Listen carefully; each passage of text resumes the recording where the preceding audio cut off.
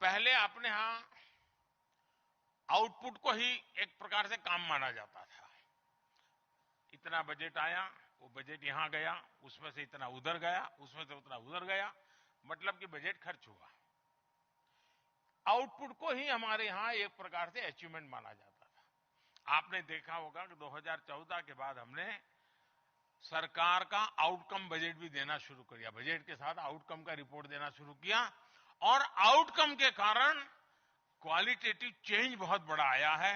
हम भी अपने ब्लॉक में देखें कि मैं जिस योजना के लिए पैसे लगा रहा हूं, मैं जिस योजना के लिए समय लगा रहा हूं, जिस योजना के लिए मेरे इतने अफसर काम में लगे हुए हैं, कोई आउटकम मिलता है कि नहीं मिलता है, और हमने उस आउटकम को पाने के लिए क्या करना चाहिए।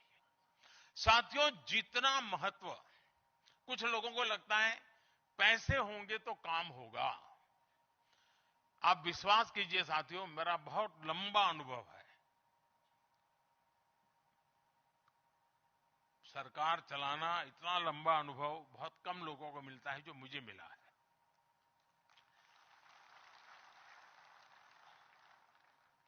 और मैं अनुभव से कहता हूं कि सिर्फ बजट के कारण ही बदलाव आता है, ऐसा नहीं है। अगर हम संसाधनों का ऑप्टिमम यूटिलाइजेशन और दूसरा कन्वर्जेंस, इसको अगर हम ध्यान दें तो हम ब्लॉक के डेवलपमेंट के लिए एक नए पैसा नया आने के बिना भी उस काम को कर सकते हैं। अब जैसे मान लीजिए मनरेगा का काम चल रहा है, लेकिन क्या मैंने प्लान किया है क्या कि मनरेगा काम वही होगा जो मेरे डेवलपमेंट की डिजाइन के साथ जुड़ेगा? मैं मनरेगा काम वही करूंगा ताकि मुझे जो रोड की मिट्टी डालनी है उसी रोड की मिट्टी डलवा दूंगा तो मेरा रोड का आधा काम तो हो ही जाएगा। कन्वर्जेंस हो गया। यानी जो कन्वर्जेंस करते हैं, पानी है, मान लीजिए कुछ इलाके हैं जहां पानी की दिक्कत है और आपका साल में 3-4 महीना उस पानी के लिए ही मशक्कत करनी पड़ती है, लेकिन आपने अगर मनरेगा में तय किया कि उस इलाके में सबसे ज्यादा तालाब बनाने, सबसे ज्यादा पानी स्टोरेज करना है, मिशन मोड में काम करना है, तो आपको अगले साल जो 4 महीना सिर्फ पानी के लिए 10-25 गांवों के पीछे बिगड़ते हैं बंद हो जाएंगे, आपकी शक्ति बच जाएगी। कन्वर्जेंस बहुत बड़ी ताकत रखता है जी। और मैं मानता हूं कि गुड गवर्नेंस की पहली शर्त यही है कि हम संसाधनों का ऑप्टिमम यूटिलाइजेशन करें। दूसरा एक अनुभव आया है और मैं अपने अनुभव से कहता हूं, होता क्या है, और स्वाभाविक है, टीचर भी क्लास में अगर इंस्पेक्शन आने वाला है तो जो अच्छे होनहार स्टूडेंट होते हैं उनको थोड़ा टिप देता है और वो कहते हैं जब इंस्पेक्शन में कोई सवाल पूछे तुम हाथ तुरंत ऊपर कर देना। ये मैं टीचरों वाला जानता हूं सर। बस स्वाभाविक है भाई, उसको जरा रौब जमाना है तो वो एक अच्छा लड़का हाथ ऊपर कर देगा।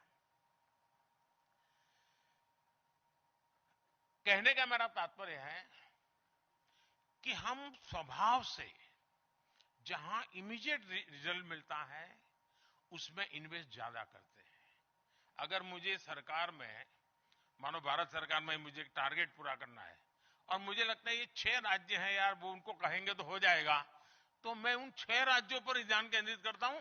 बाकी 12 राज्य जिसको जरूरत है लेकिन चूंकि उनका परफॉर्मेंस पुअर है तो मैं वो संसाधन उधर जाने नहीं देता और मैं एक मीठी चाय में और 2 चम्मच चीनी डाल देता हूं। होता क्या है कि जो डेवलप हो चुके हैं, जो परफॉर्म कर रहे हैं, उनको इतना अधिक मिल जाता है कि वो संसाधनों का वेस्टेज होता है।